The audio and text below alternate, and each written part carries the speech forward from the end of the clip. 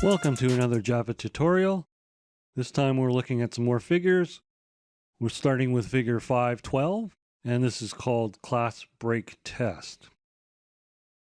So what if we have a loop and we want to end it early?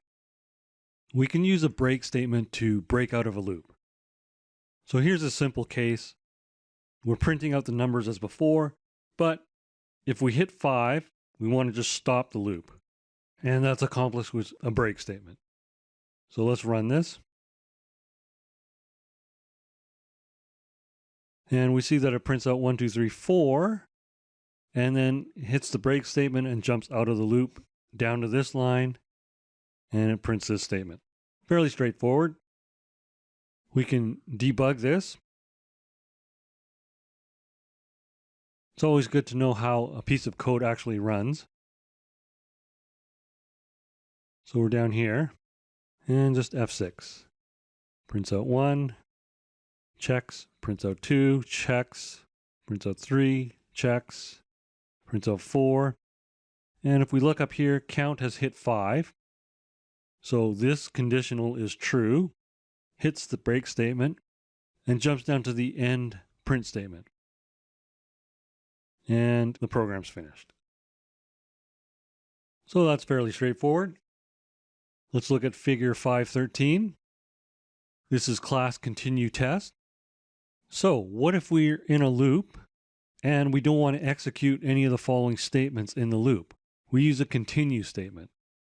So when the count hits 5, instead of doing this line, it'll go to the end of the loop and then jump back to the top of the loop. So let's add a break statement and debug this. F6. Prints out 1, checks, 2, checks, 3, checks, 4, checks. And again, we've hit 5. This conditional is true now. We continue. It's gone down to the bottom and back up to the top. Now our count is 6. And we print out 6. And we'll finish debugging here. Let's just run the code as is. And we skip 5. That's straightforward. We don't have to use a continue statement. I think the continue statement looks a little bit cleaner. We could have accomplished the same thing by, let's just comment this out. And to line up the brackets properly, we'll do that. And instead of saying equals 5, we can say does not equal 5. So if it doesn't equal 5, we do this statement. Otherwise, we would just continue the loop. So run. And again, we've got 1, 2, 3, 4, 6, 7, 8, 9, 10. The continue looks a little bit cleaner. We don't have to have the brackets. Every time you have brackets, you have to make sure things line up. So let's just put it back to the way it was. Remove the breakpoint. And we need to restore this to an equals.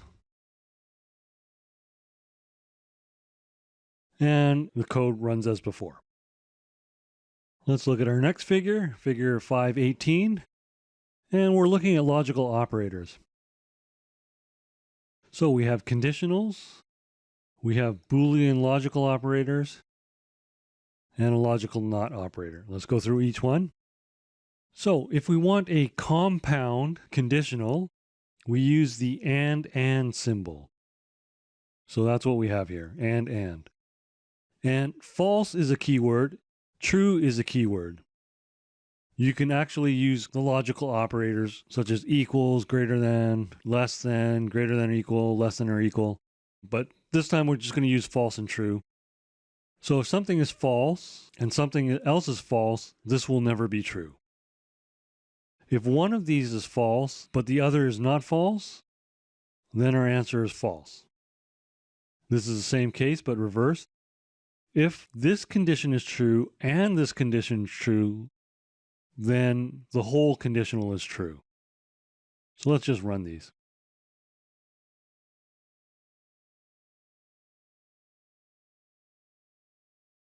Okay, so let's look at this example. We have conditional and. So we have false and false is false, false and true is false, true and false is false, true and true is true. So a real life example of this would be if you drink and drive, that is against the law. So if you didn't drink and you didn't drive, well, then you didn't break the law. If you didn't drink but are driving, again, you don't break the law.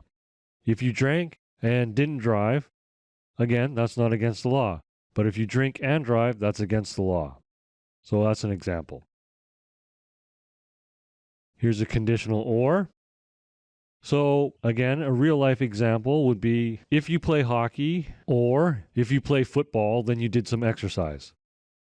So didn't play hockey, didn't play football. So no exercise. Didn't play hockey, played football. That counts as exercise. Played hockey, didn't play football. Counts as exercise. If you play hockey and you play football, that counts as exercise. So those are some real life examples of these conditionals.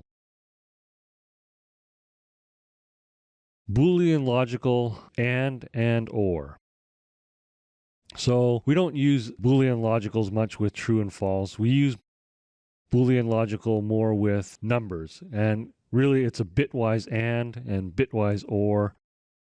We'll talk about this in the future. Boolean logical exclusive or. So this one can be used with logicals as well as bitwise. So a real life example of this would be choosing a dressing for your salad at a restaurant. And you have a choice of ranch or Caesar. If you don't choose ranch and you don't choose Caesar, well, you're not following the rules, so that's false. If you don't choose ranch and you choose Caesar, well, then you're following the menu. That's true. Choose ranch, don't choose Caesar, that's true again. If you choose ranch and Caesar, well, that's a bad combination. It's not on the menu, so they won't let you order that. And finally, we have the not operator. So if we say it's not false, then it must be true. If it's not true, then it must be false. That's a pretty simple operator. One last thing to notice about this example is we have warnings in our sample code. These warnings come from the compiler because it does shortcut evaluations for conditionals.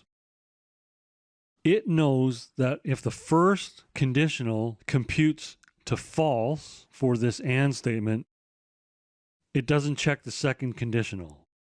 If you have one false, the whole statement's going to be false. And similarly, when it does a shortcut evaluation for or, if the first condition is true, there's no need to evaluate the second condition. First condition being true automatically makes the or statement true. So you can ignore these warnings.